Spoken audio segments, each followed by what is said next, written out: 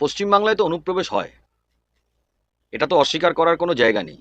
এবং এই অনুপ্রবেশ এবং অ্যাপিজমেন্ট পলিটিক্সের নেত্রী হচ্ছে হলো মমতা বন্দ্যোপাধ্যায়।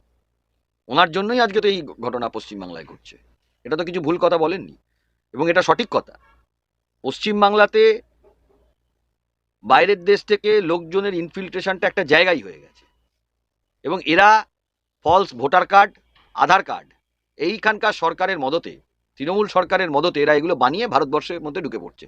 এগুলোকে আইডেন্টিফাই করে ভারত থেকে বার করে দেওয়া উচিত। দেবকে না জানিয়ে হয়ে গেল শিশু মেলা ও শিশু মেলার উৎসব আর উৎসবের বৈঠক, মানে শিশু মেলার উৎসবের বৈঠক হয়ে গেল দেবকে না জানিয়ে। কোম্পানির মালিকের সাথে দেবের ঝামেলা হয়েছে, তাই জন্য হয়েছে। আবার কোম্পানির মালিকের সাথে যখন আবার সুসম্পর্ক হয়ে যাবে তখন হবে না। আরজিকর কাণ্ডে প্রাক্তন কমিশনার বিনীত গোয়েলের বিরুদ্ধে ব্যবস্থা নিতে পারে রাজ্যই।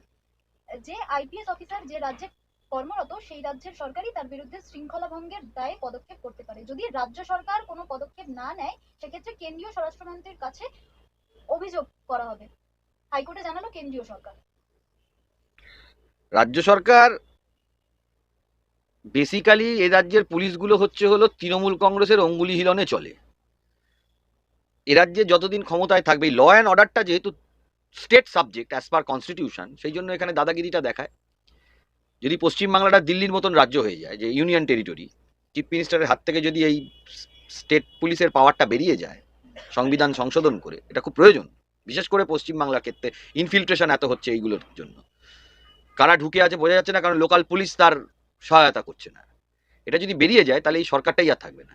বিধাননগরে বেআইনি হোর্ডিং নিয়ে ক্ষুব্ধ হাইকোর্টের প্রধান বিচারপতি। আগামী 48 ঘন্টার মধ্যে বেআইনি হোর্ডিং খুলে ফেলতে বিধাননগরের পুরসভাকে নির্দেশ দিচ্ছে হাইকোর্ট। যদি না হয় তাহলে গ্রেফতার করা হবে।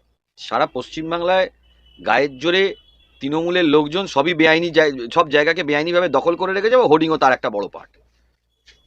এবং আমার তো মনে হয় যে এই যে হোর্ডিংয়ের বিষয়গুলোকে নিয়ে গায়ের জোরে যে কি করছে সেটা নিয়ে একটা তদন্ত হওয়া দরকার। হাইকোর্টের রায়কে স্বাগত। কালনা বনগার পর এবার চন্দ্রকোনায় তৃণমূল কাউন্সিলরের তাণ্ডব। এবার পশ্চিম মেদিনীপুরে তৃণমূল কাউন্সিলরের দাদাগিরি, ক্যামেরাবন্দি তাণ্ডব, তাও কিছু না করার সাফাই তৃণমূল নেতার।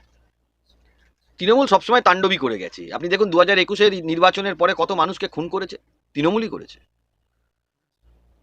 চাকরি বিক্রি করেছে, রাস্তায় কিছু মানুষকে ভাসিয়ে দিয়ে রাস্তায় বসিয়ে দিয়েছে। এটা তৃণমূলের ক্যারেক্টার এবং তৃণমূল করে।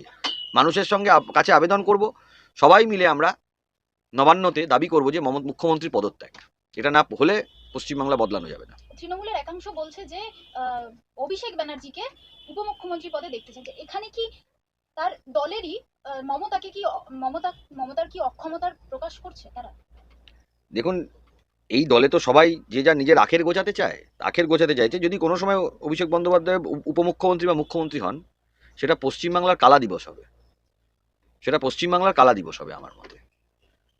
কারণ যে পরিমাণ দুর্নীতি ওই কালীঘাটের পরিবার করেছে, সে দুর্নীতি ভারতবর্ষে এরকম দুর্নীতি হয়নি।